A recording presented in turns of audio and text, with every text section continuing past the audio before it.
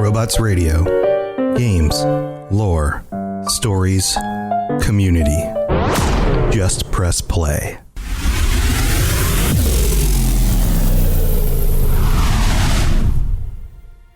Welcome to the Fallout Lorecast, the podcast that explores the boundaries of our knowledge about the world of Fallout. I felt the ground shake a while ago. I'll take that as a sign you've got the job done. Let's press on, shall we? As I was telling you before, I want Mr. House out of the picture. You have an interest in his death, too. If he knows that you destroyed his gadgets beneath, you know where to find him. There's a point in Fallout New Vegas when you are doing things for Kaiser, for the Legion, and you return to Kaiser, who has been commanding you to do some nefarious deeds against the NCR and also House. And you have what I think is probably the most philosophical conversation in the entire game. And it's something that you don't always expect. Up until this point, you've seen things as kind of a black and white. Or at least I did. There's the NCR. The NCR, flawed as they are, stand for some form of democracy. Some form of a republic where people can live their lives, take a hand in the government themselves, and try to turn this wasteland back into something that would be more recognizable today. And the Legion is on the other side of that. They seem like a terrible, destructive organization that is only bent on taking everything for themselves, enslaving anybody who's against them, and not turning the clock back 200 years to pre-war America, but 2,000 years to the time of ancient Rome. And one of those two things on the surface seems better than the other to the average wastelander. Do I want to have a flawed yet fair, or at least attempts to be fair, system where individuals, farmers, scavengers, vault dwellers, or at least past vault dwellers, have a chance to chime in on this government, to take part in it? And yeah, things are hard, but they actually have a say.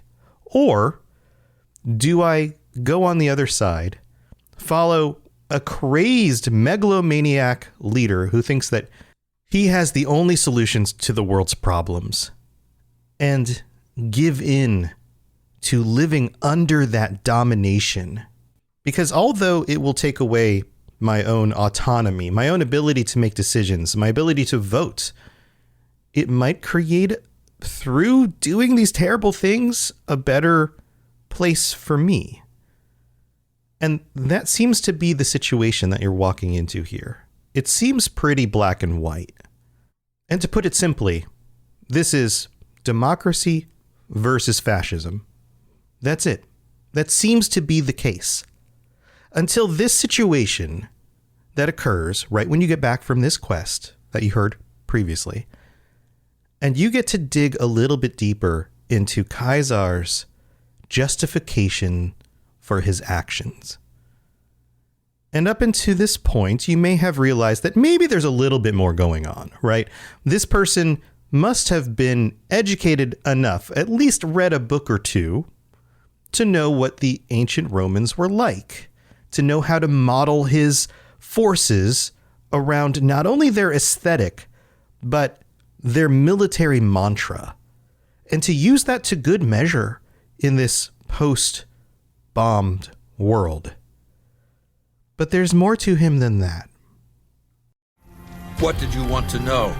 I used Imperial Rome as the model for my Legion precisely because it was so foreign, so alien. I'd seen what had become of the NCR's attempts to emulate the culture of pre-war America, the infighting, the corruption.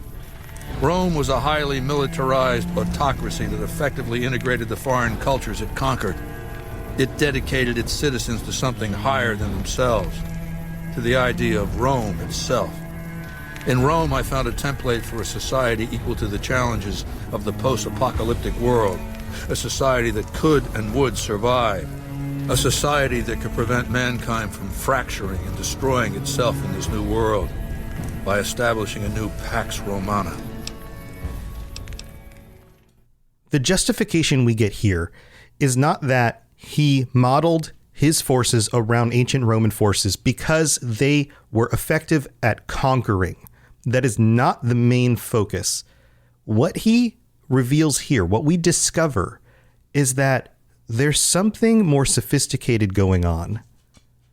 Caesar has modeled his forces because he believes that this form will survive and will surmount the existence of its current form and the NCR and become something better than those two things individually in order to survive in the wasteland.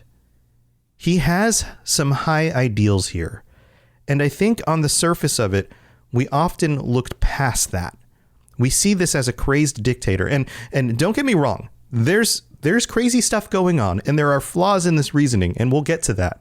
But to boil this down to a simplistic, this is an autocracy run by a crazed maniac who seeks to conquer and destroy, is overly simplistic. On the surface, the Legion looks that way. When you come across them, they're doing terrible things. Crucifixions, murders, slavery. They look like any raider gang turned up to 11. But there's more going on there. Caesar himself says that he believes that what this formation of his group will do will move forth society. It will progress society to a place where humans can actually survive the wasteland and succeed in the future. And he has a chip on his shoulder. He is 100% sure that the NCR cannot achieve this. That pushing the world back into a version of itself that failed the first time, a republic that is flawed, that holds all of the same corruptive elements that were there originally, which led to its own destruction, will not move us forward. And he's not saying that to become ancient Rome again will move us forward. What he's actually saying is that this is a tool. The formation that he has now is a temporary tool with which to bring the world to a third state that is better and different from both of those original pieces. And he goes on to explain that the inspiration for this is a philosophical concept and something that many of us, many people, I think, in the world today don't really discuss. We talk about philosophical concepts. We talk about Plato and Aristotle. Like, these kinds of things come up on occasion. And sometimes in conversations, we'll say things like, I think, therefore I am. And we'll discuss Descartes temporarily about existence and how do you know if something's real? Like, these are the kinds of things that come up in conversation nowadays. But I have yet, outside of realms of philosophy, remember, I have a degree in philosophy, heard somebody say something like, that's like a Hegelian dialectic. It never happens. I've never seen it happen. Maybe you've seen it happen, but it has never happened for me. And this is the situation that we're in here with Caesar, because he is about to do that. It means a nationalist, imperialist, totalitarian, homogenous culture that obliterates the identity of every group it conquers. Long-term stability at all cost. The individual has no value beyond his utility to the state, whether as an instrument of war or production. What he's describing here is just the first step. The idea that the Legion itself is a tool. The people who work for the Legion, including himself, are all just functionally there in order to further a bigger idea. They exist because this is a temporary state, and they're moving the world into a better place through doing the things that they need to do in the situation, even though they look terrible. And he understands that this is a necessary step in being able to get to a better place. And at this point in the conversation, you ask him, like, is this all worth it just to destroy the NCR? Again, a very simplistic perspective on this. Like, this is all a tool in order to fight against the NCR, to destroy a thing that you hate so much. That's your goal? And it's not. No, I'll destroy it because it's inevitable that it be destroyed. It's Hegelian dialectics, not personal animosity. And there it is right there. Hegelian dialectics, not personal animosity. He's not doing it, according to him, because he hates them, because there's some deep-seated emotional reason to rid the world of the NCR. Although he might, that's not what he's justifying here. So let's dig into Hegelian dialectics. This is a very interesting concept, and in order to get into this on a very deep level would take a lot of time. So we're not going to dig into this like it's a philosophy class, a modern philosophy class, but I will give you some background on who Hegel is and what this reasoning actually means, what this sounds like in simplified terms. So Hegel was a philosopher of the 19th century. 1808, I believe, he wrote his original books that laid out the concept of the dialectic. And although he didn't state it in such words, he was German, so obviously it wasn't in English, but even in German, he doesn't use these words, but this is the easiest way to understand what he's talking about. In the world of concepts and in the world of actual natural existence and observable things, there are things. And this is overly simplified, so don't crucify me, but this is just to help you guys get the idea. There are things, and let's call those things the thesis. This initial idea, this one thing, this one concept, it is a thesis. And in the natural order of things, there's often an antithesis, the opposite of that thing. Those two things cannot both be true at the same time, because they are not complete. In the whole cycle of rationale and logic and reason, there is that which is capital T true. But on the path to us discovering this truth, we are often given these partial truths because they are like stair steps on the way up to getting to this ultimate truth. So if something is a thesis, let's say the NCR is the thesis here. And the thesis is that the best way for humans to survive in the wasteland is by reinventing the world of the United States before the bombs dropped and recreating that society. That is the thesis. Here, Kaiser would say that that thesis is flawed. That is not actually the truth. So he has created an antithesis to that thesis. This is a necessary step. It is putting a opposite on the same level as that thesis in order for something else to emerge later. So the antithesis of this thesis is the legion. The idea that you take away everybody's rights, you domineer them, and you do what you need to do in order to destroy the thesis. That's not always the nature, or at least the intent of the antithesis. Sometimes the antithesis just also exists. And when you look at the two things together, you realize that those two things cannot both be true at the same time. And so therefore, it causes you to do the mental gymnastics to justify a third case, the synthesis. Both the thesis and the antithesis both are not fully true, but they're not also fully false either. They have qualities and details about both of them that ring true. They are closer to truth than the concepts that came before them, but they are not in and of themselves enough. And so when a thesis meets an antithesis, those two things struggle against each other, or at least, I guess you could say, the individual in understanding those things struggles with themselves to understand these concepts. And in reality, if these two things are real things and they come together, then they struggle with each other. And in that struggle, they form the synthesis, the thing that comes after each of them is more true. It's closer to capital T truth than either of the two things previously.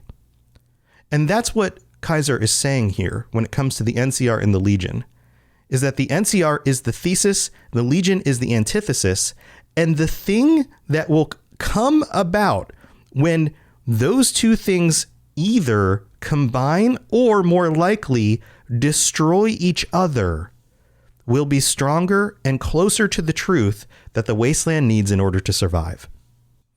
Now, everything I just described to you is a oversimplified and flawed version of Hegel's actual logic and philosophy.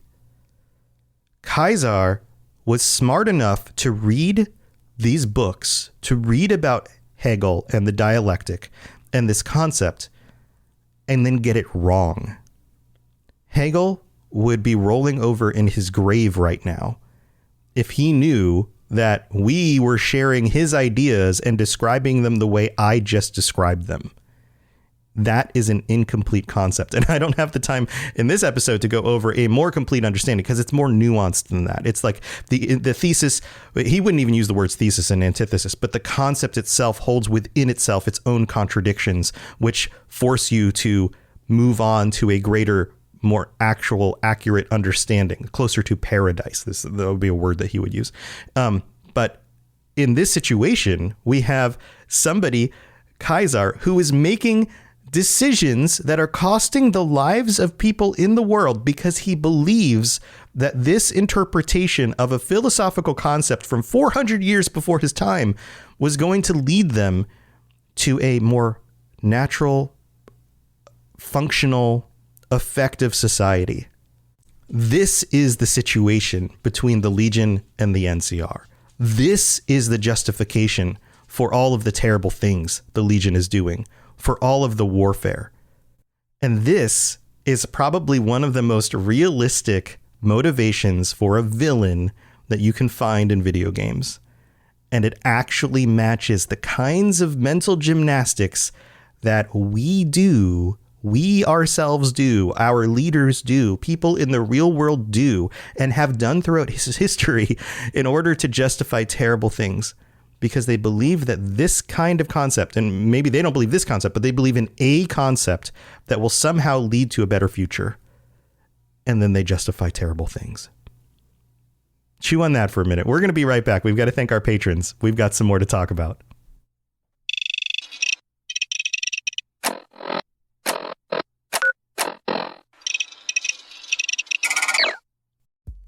It's time for that spring reset. I'm taking a look at everything in my closet and figuring out that, oh no, this absolutely needs to go. And it's about time I replace things so that my clothes aren't older than my 15-year-old. Now you might think that they lasted that long because they were well made, but no, they're in terrible condition. Unlike the new jeans I just got from Quince. Jeans have always been my personal go-to because you can kind of wear them for lots of different things, but maybe they're not your thing. Maybe you're looking for, 100% European linen with insanely soft flow knit activewear fabric. It's definitely getting warmer, and their flow knit activewear is moisture wicking, anti-odor, and soft enough that you'll actually want to wear it every day. So pick out what you want. You can't go wrong because they have prices 50 to 60% less than similar brands. And like I said before, they are high quality. I continue to wear their clothes all the time, and I know that these new jeans are going to last me a lot better than the other things in my wardrobe. And on top of it, they look great. They're so comfortable. And I spent just as much on the jeans that I am now cleaning out of my wardrobe. So if you're looking for something better, just all around better, go check out Quince. So go do it right now. Refresh your wardrobe with Quince. Go to quince.com/falloutlore for free shipping and 365-day returns. Now available in Canada too. Go to quince.com/falloutlore for free shipping and 365-day returns. Quince.com/falloutlore. Hey, sweetie, your mother showed me this Carvana thing for selling the car. I'm gonna give it a try. Wish me luck. Me again. I put in the license plate. It gave me an offer. Unbelievable.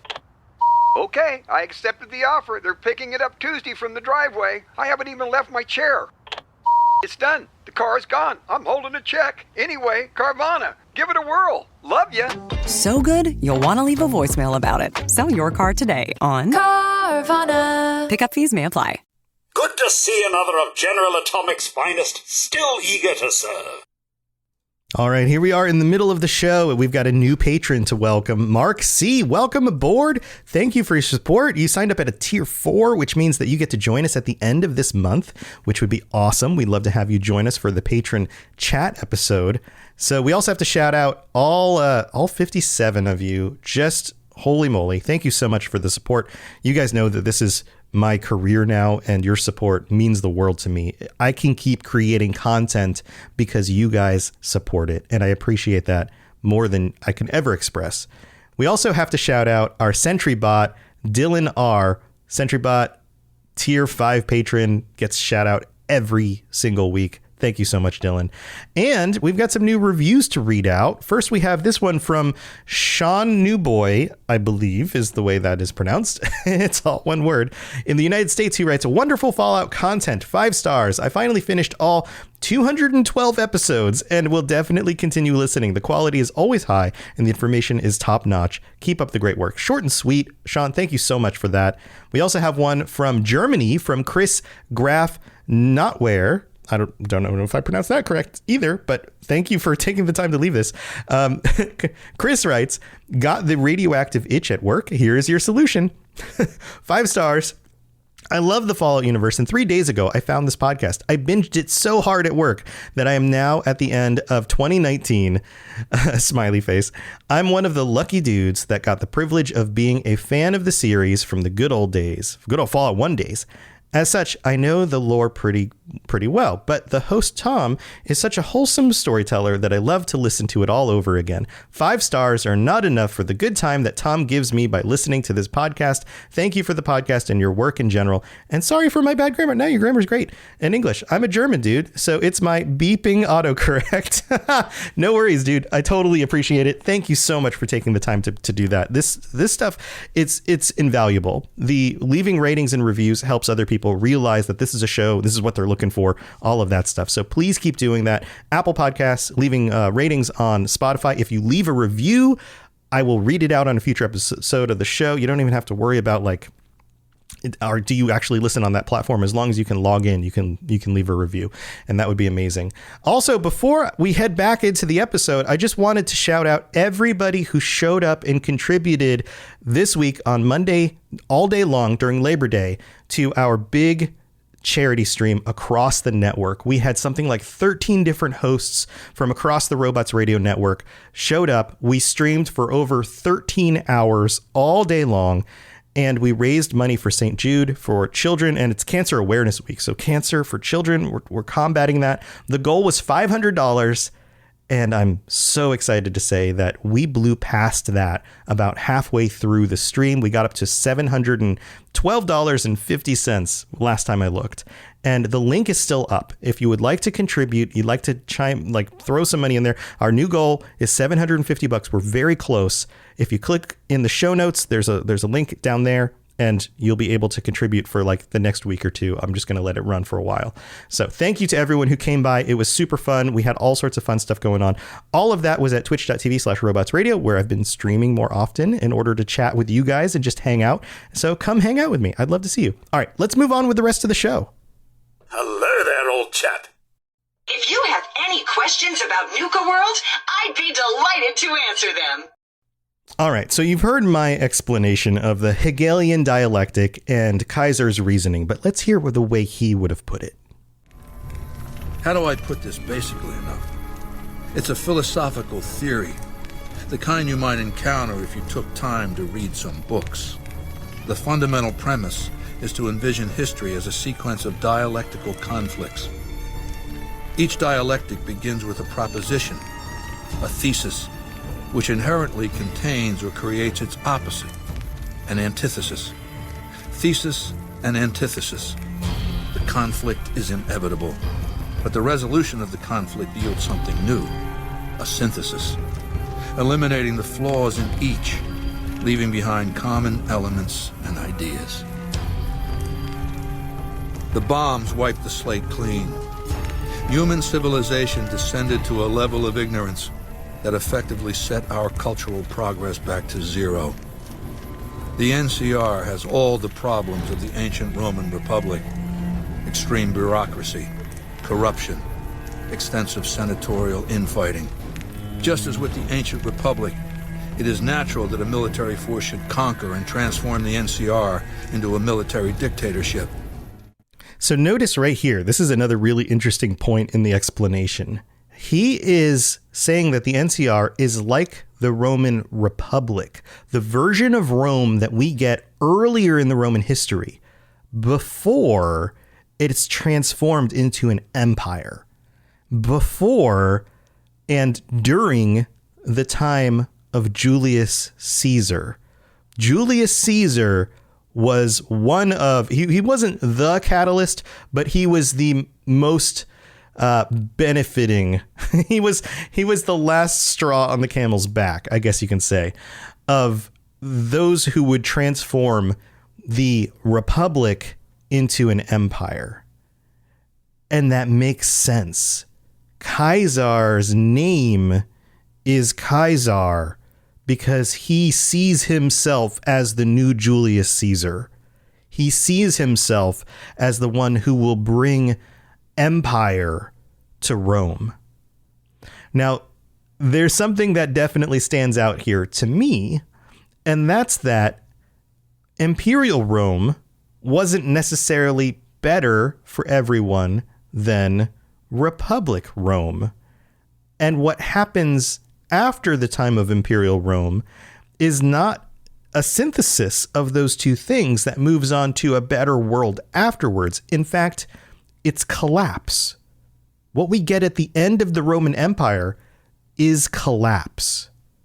And the world takes another 1,000 years for society to come back, for the Renaissance to occur, for culture to regain the things that were lost at the end of the Roman Empire. So his reasoning here, at least in my opinion, is already kind of suspect. Thesis and antithesis. The Colorado River is my Rubicon. The NCR Council will be eradicated, but the new synthesis will change the Legion as well, from a basically nomadic army to a standing military force that protects its citizens and the power of its dictator. And that right there, I think, is the key to all of this. The power of its dictator. The one who will benefit the most from this transformation, from this Hegelian dialectic, from the synthesis of these two things, nomadic, military, overly entrenched republic with corruption, into empire, is Caesar himself. He is the one who benefits most. He thinks he's justifying this because everyone will benefit.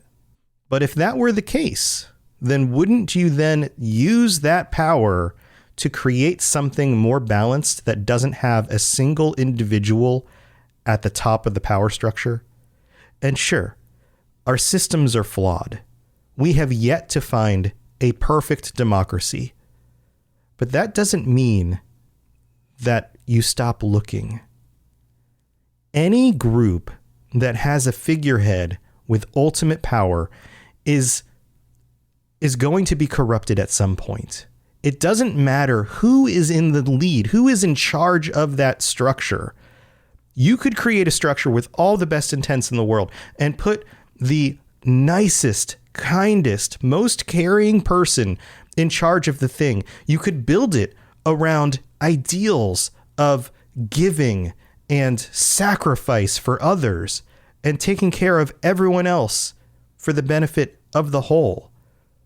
You could build it around any religion, any ideology, any philosophy at all, and say that this is the most pristine, the best philosophy, religion, ideology, whatever, that the world has ever seen.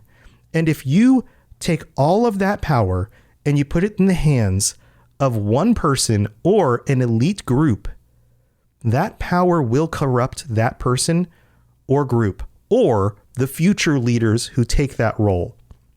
It is too tempting to have a situation like that. And Caesar misses this. This is the reason for separation of church and state. We see this happen throughout history, where people who should be good moral leaders get corrupted. And if they don't get corrupted, once they are ousted, the people who feed over the bones of that position are vultures. And they corrupt the entire system because there's too much power in one place. That's what the American founding fathers understood, and why they sought to create divisions between church and state, divisions between different sections of the government. And sure, it's not perfect, but I don't think Caesar's creating a world that's better for everyone. He seems to be fooling himself here. And we find out that he has some personal bones to pick, even though he says that that's not the motivation. Ironically, I was born a profligate myself, a citizen of the NCR. My family lived not far from the Great Boneyard. After raiders killed my father, my mother sought the followers' protection. I was 2 years old. She found work at their library, cooking and cleaning. I learned how to read, and soon I was taking courses, free of charge. Oh yes, raised in that tradition. And the teaching stuck. I was taught it was my responsibility to bring the torch of knowledge to the waste.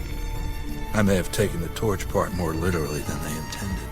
Do you want my opinion as a former citizen or future conqueror? Actually, my opinion's the same either way. As a young man, I was taught to venerate President Tandy of Shady Sands, the founding mother of the new California Republic. Did you know her presidency lasted 52 years? And that her father, Aradesh, was the Republic's first president? Does that sound like a democracy to you? Or a hereditary dictatorship? The conversation goes on from here, and he justifies his hatred of the NCR a bit. He talks about how their system doesn't work and why it doesn't work. But what we don't find is why he thinks that if they're going to create a dictatorship amongst themselves because of the corruption and this idea that like one leader then leads to the next leader who's a descendant in their line and all of this kind of stuff, he doesn't justify why he thinks in his version that would work. And maybe it's just because while he's the one in charge, he's going to make things work the way they should. But again, when the world moves on, when the vultures are picking at the bones of his carcass, things will be different. And he has no plan for that. The Hegelian dialectic doesn't actually work in this situation the way he thinks it will. And I find this a very interesting topic. That's why I wanted to cover it today, because you can tell that the writers understand a lot about world history and philosophy and these kinds of things. And even if you're somebody who's just playing the game, just kind of tuning into what's going on here, you don't understand all of those things, at least on that level. You haven't read these things or studied them in school or whatever. It still creates a foundation for a really good and interesting story. And that is why this stuff works the way it does. And why the stories in Fallout are so interesting is because of this tying it to real world events, concepts, philosophies, religions, these kinds of things. So just wanted to give you a little bit of a more insightful look into the reasons of the Legion. I hope you guys enjoyed it. Thank you for tuning in. I will be back again next week. Keep fighting the good fight, but don't replace it with a fascist state because, well, that never works. All right, guys, I'll see you later. Bye, everybody. To plug into everything else we're doing, check out robotsradio.net. Reach out to me on Twitter at robots_radio. Check out the Robots Radio Rocket Club, where you can join me and a bunch of our other creators creating your podcast, starting a new podcast, or helping your current podcast grow. There's more information about that on robotsradio.net as well. And you can always talk with us and the entire community, over 2,000 people on the Robots Radio Discord. Come join us. We'd love to chat with you. See you guys next time.